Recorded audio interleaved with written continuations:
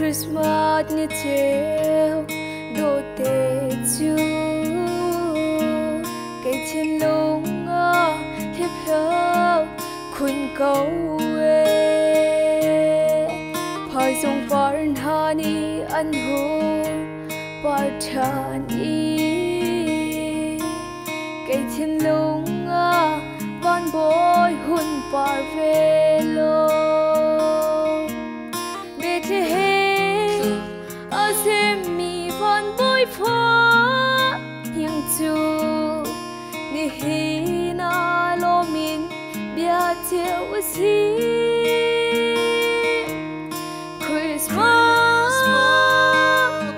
Christmas day na lom nak chu nan chung khar a tung se van vui siang pa sang chu laya nak ta big i a rang tu chu belay mi kham ding a wan siang pa sang laya a rung tu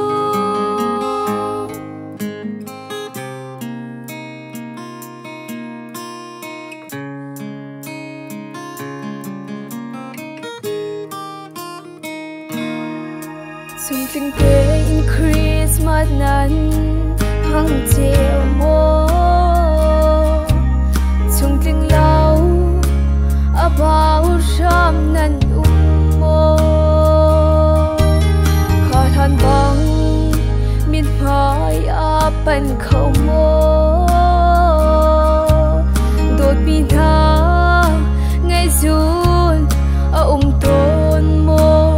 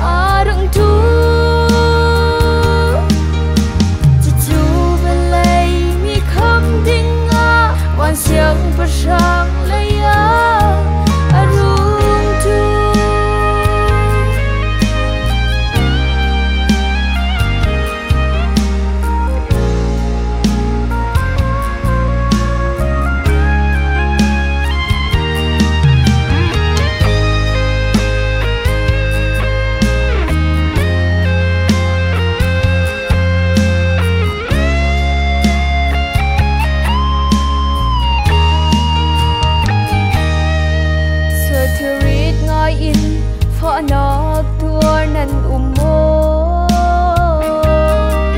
lung ngơ thấy đắp ai sham nan umo kan chiu ri tha le lung re thấy nak tha hi khui thong tha ni te nak in pen ha se